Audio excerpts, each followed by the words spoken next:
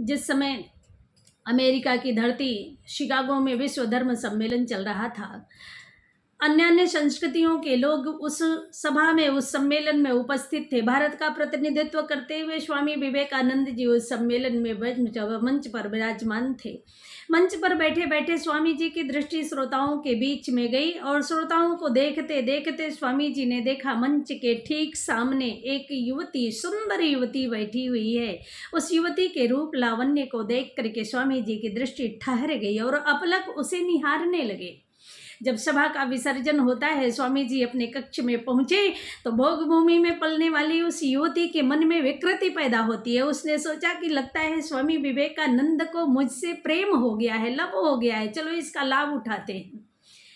वह एकांत कक्ष में स्वामी जी को देख करके उनके कक्ष में पहुंची। जैसे ही दरवाजे पर पहुंची, स्वामी जी आसन से उठ करके दोनों हाथ जोड़कर प्रणाम करते हुए, देवी आप पधारें, और एक आसन की ओर इशारा करते हुए, संकेत करते हुए कहा कि यहाँ विराजमान होवें। उस युवती ने कहा, स्वामी विवेकानंद, सभा के बीच में, लोगों के, पब्लिक के बीच में देख करके आंखें फाड़ फाड़ करके घूरे जा रहा था, और आज इस एकांत में कक्ष में देख रहे हो तो यहाँ देवी कह करके प्रणाम कर रहे हो। अरे इस समय का लाभ उठाओ। स्वामी जी ने कहा, देवी मुझे क्षमा कीजिएगा, मैं आपके रूप लावण्य को देख करके निहार तो रहा था, लेकिन भोग की दृष्टि से नहीं, लिप्सा की दृष्टि से नहीं। अरे मैं तो ये निहार रहा था कि आप इतने सुंदर हैं, यदि आप मेरी माँ होती तो मैं कितना सुंदर होता। ये है भारत के युवाओं की दृष्टि, ये है भारत का चरित्र, ये है सनातन संस्कृति में, सनातन धर्म में पलने वाले लोगों का चरित्र।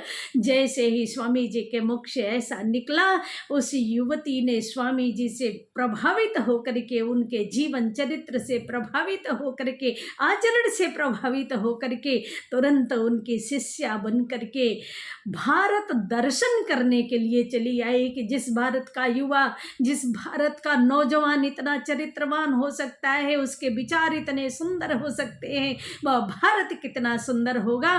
भगिनी निवेदिता बन करके वह भारत आई और भारत की ही बन करके रह गई। ये है हमारे भारत के युवाओं का चरित्र। आज मैं ईश्वर से प्रार्थना करती हूँ, हे परमात्मा, भारत की युवा पीढ़ी बदल करके विवेकानंद हो जाए, विवेकानंद हो जाए।